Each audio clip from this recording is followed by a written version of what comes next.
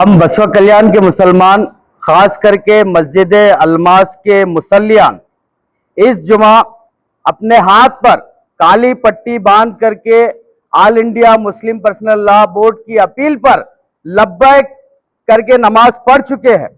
ये काली पट्टी सिर्फ गुस्से की निशानी नहीं है, बल्कि हिंदुस्तान की सतह पर पुरसुकून इत्तेहाद की अलामत है। हमारा यह एहतजाज है वक्फ अमेंडमेंट बिल के खिलाफ, जो हमारे मजहबी, कानूनी और आईनी हुकूक पर एक हमला है। याद रखें, हम पुरअमन हैं लेकिन बेदार भी हैं। हमारा पैगाम वाज़े है, वक्फ एक अमानत है और अमानत में खियानत हम कतई बर्दाश्त नहीं करेंगे। हम सब मिलकर इस वक्फ अमेंडमेंट बिल के खिलाफ अपनी आवाज हमेशा बुलंद करते रहेंगे और आज का हमारा ये अमल हुकूमत के लिए एक वाज़े पैगाम है कि मुल्क के चप्पे चप्पे में बसने वाला मुसलमान all India Muslim personal law board के हर फैसले के तामील के लिए हर वक्त तैयार है। अल्हम्दुलिल्लाह, रमजान अल मुबारक का मुक़द्दस महीना चल रहा है। उसकी आज आखिरी जुमा जुम्मतुल विदा है।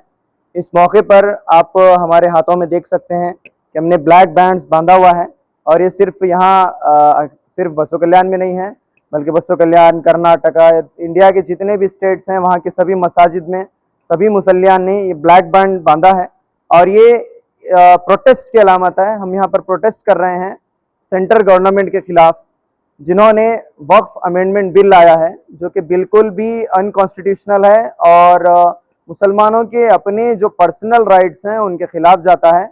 ये वक्फ अमेंडमेंट बिल दरअसल सिवाय इसके कुछ नहीं है कि वक्फ के जायदादों जो मुसलमानों की पूरे इस मुल्क में मौजूद हैं, जो एक्चुअल में वो वक्फ जो है अल्लाह के नाम पर किया जाता है, वो मुसलमानों का अपना पर्सनल मैटर है कि वो उनकी अपनी पर्सनल जायदाद है। जिस तरह से दूसरे मज़ाहिब में उनके अपने अपने चर्चेस की, अपने अपने मंदिरों की खुद की ट्रस्ट होती हैं, उसी तरह वक्फ का जो है अपने खुद की ये जायदादें हैं।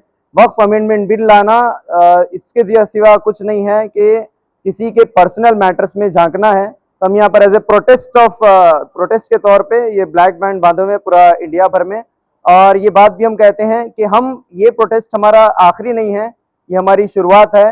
हम इस प्रोटेस्ट को जारी रखेंगे, उस वक्त तक जारी रखेंगे जब तक ये अमेंडमेंट बिल को वापस नहीं लिया जाता।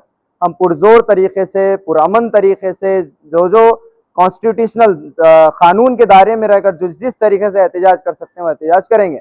साथ में ये उन लोगों के लिए भी एक मैसेज है जो आज गवर्नमेंट का साथ दे रहे हैं।